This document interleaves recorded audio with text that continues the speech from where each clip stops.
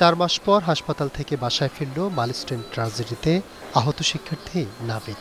মাত্র 12 বছর বয়সে খুব কাছ থেকে মৃত্যুকে দেখেছিল এই শিশু। এতটুকুন বয়সে অসহ্য এক যন্ত্রণার সাক্ষী হয়েছে নাভিদ। বিমান বিধ্বস্তের ঘটনায় তার শ্বাসনালী সহ শরীরের ৪৫% পুড়ে যায়। কারো শ্বাসনালী পুড়ে গেলে সেরে ওঠাটার সংখ্যাটা খুবই কম। তারপরও ছোট্ট এই শরীরে অস্ত্রোপচার হয়েছে ৩৬টি। টোটাল আইসিইউতে ছিল হলো 22 দিন, এর মধ্যে 10 দিন ছিল টোটালি লাইফ সাপোর্টে। তারপর আইসিইউ থেকে তাকে আমরা ডাউন স্টেজিং করে HDU মানে হাই ডিপেন্ডেন্সি ইউনিট, এখানে ছিল সে 35 দিন, এবং সর্বশেষ তাকে আইসোলেশন করে আমরা ক্যাবিনেট শিফট করেছি। সেই ক্যাবিনেট ছিল 40 দিন। এই সর্বসাকুল্যে 97 দিন সে নাভিদ নেওয়াজ আমাদের সাথে এইখানে থেকে গেল।